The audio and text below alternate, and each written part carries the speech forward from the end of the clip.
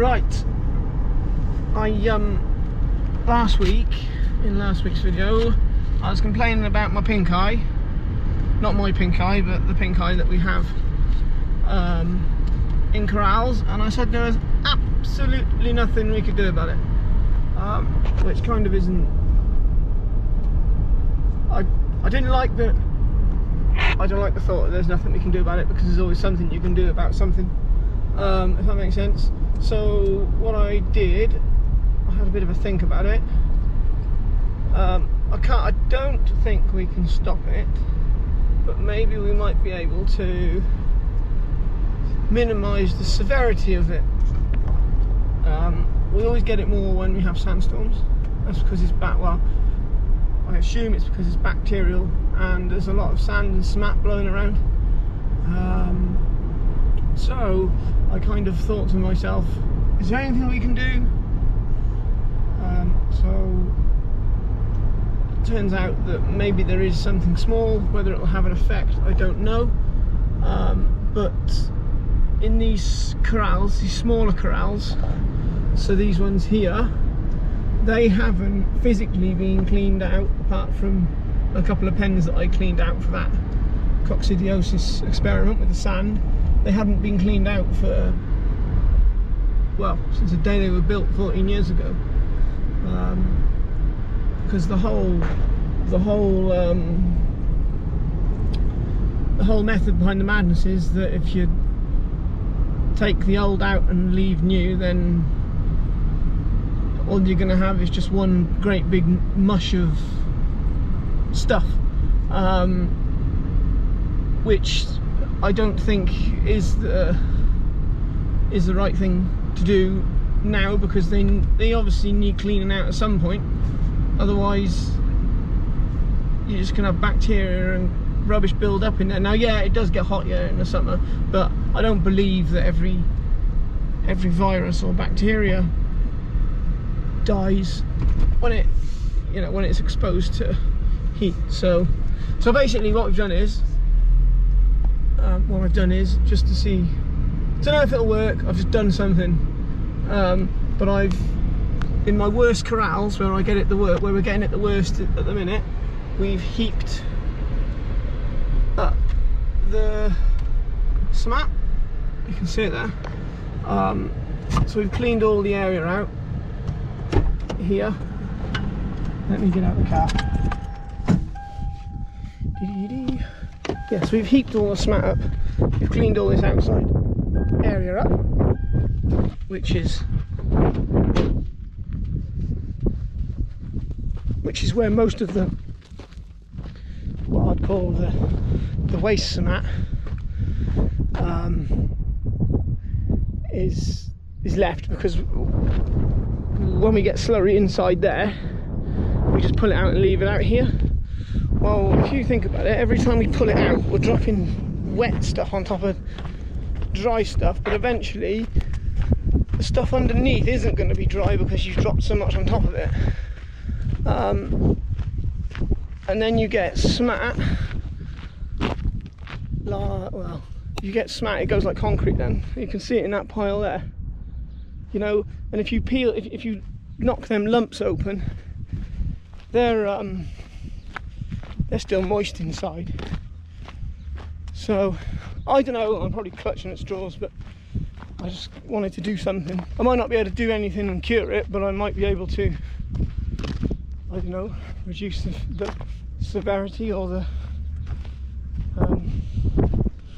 of pink eye. I don't know. So I'm just trying, but we're just loading up here now. Peter's loading the dump trucks. We've got the dump trucks for the day, but they work different hours to the rest of us. So Peter's going to go for his lunch. I've just been for mine. I'm going to take over loading them up for a bit, and then when he comes back, I'll go off and do my other bits and pieces. So, right. Anyway, we'll catch up in a bit. Right. I don't know how much you can actually see there. I think the pillar's in the way. Yeah, I'm just loading these up now.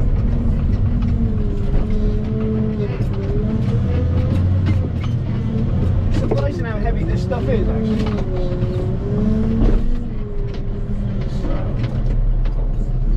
So I don't know how much you get in this bucket. I don't know. It must be. Geez, it must be 4 ton in there, I'd say. These high-tip buckets are good, very good. The trouble is, there's so much dust. I can't see what I'm doing.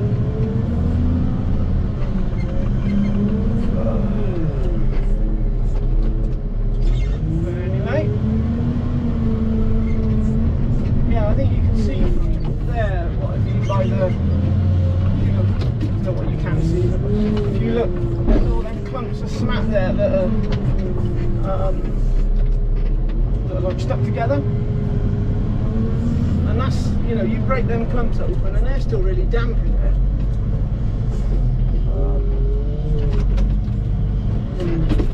So going over the other side, if I can help.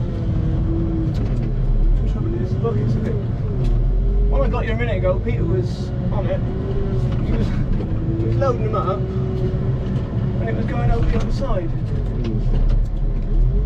So I think, well, what we usually do is we usually then just go in there and clean that passageway, because if you notice, the dump trucks aren't actually in the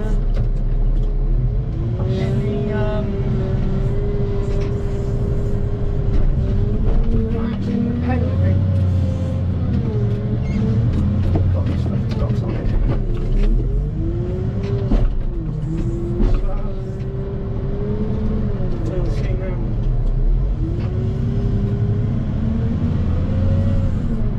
The dump trucks ain't a complete square, they're a V at the front, so they follow that. They don't know you can see again, but they follow the V on the front, which is a bit annoying. They're not the best dump trucks in the world.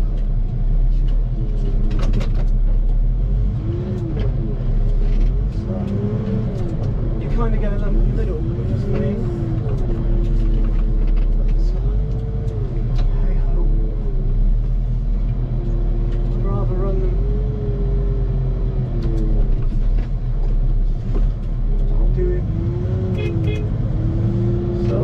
Only got 2 dump trucks running today.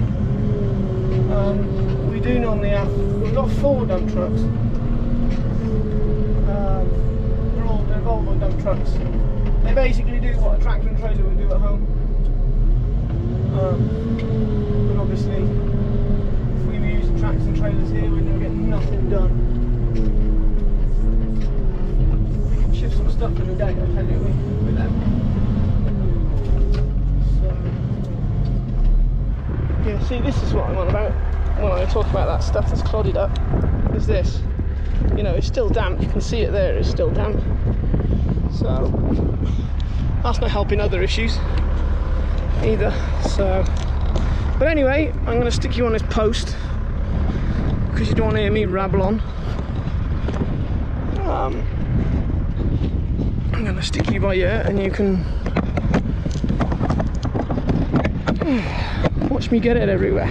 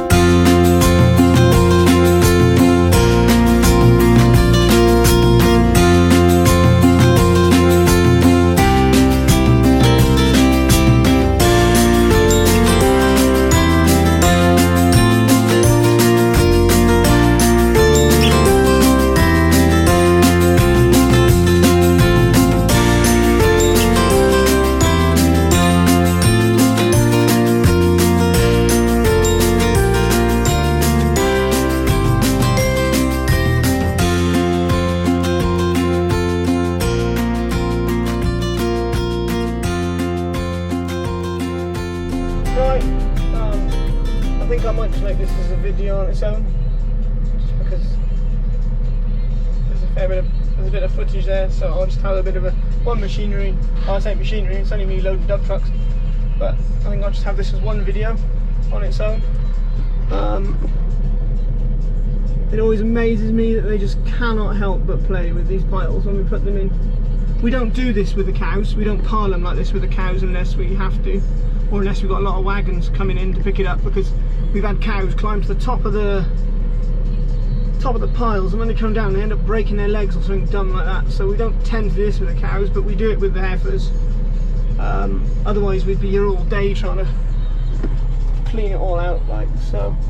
But we'll see what it does, see if it helps in any way with the pink eye. Like I say, it's not going to kill it. It's not going to stop it, but it'll stop foreign objects blowing around the place, I suppose, or you know, foreign object. Stop the dust and the crap blowing around the place and getting in their eyes, or minimise it. So, but anyway, I'll see about see if I can do any other video in as well. There might be 2 videos this week then. That's that. Right, we'll speak to you all later. Ta-da. Oh, look at this little lot here, look. Look at these red kites, look, they're everywhere. On my ploughing, eating all our nice worms. This was originally set aside. It's never been ploughed up in the 7 years I've been here. But we're now ploughing it up, ready to go into the new scheme. Albert sprayed it off months ago, and I topped it yesterday, and we're just turning it over today. It's gone over pretty good actually. So I can't show you a lot of ploughing in a minute because I'm right up in the corner now, and it's a bit of a pain trying to do a video like this and talk to you guys and watch what I'm doing. So I'll do a little bit more later. I got another field to do anyway, so we'll spend a bit more time later on. Alright, just wanted to show you the amount of kites that are flying around here. Look at them, they're everywhere. There's blooming things. So, catch up with you later. All the rubbish is buried. We've got a lot of kites out here. They're not flying at the minute, but just now there must have been about 50 or 60 of them out here. It was swarming with them. But they seem to have disappeared now. So, I ain't got a lot left to do. I've only been down here an hour, I think. It takes longer to do these little fiddly bits than it does to take 30 or 40 acres. So yeah,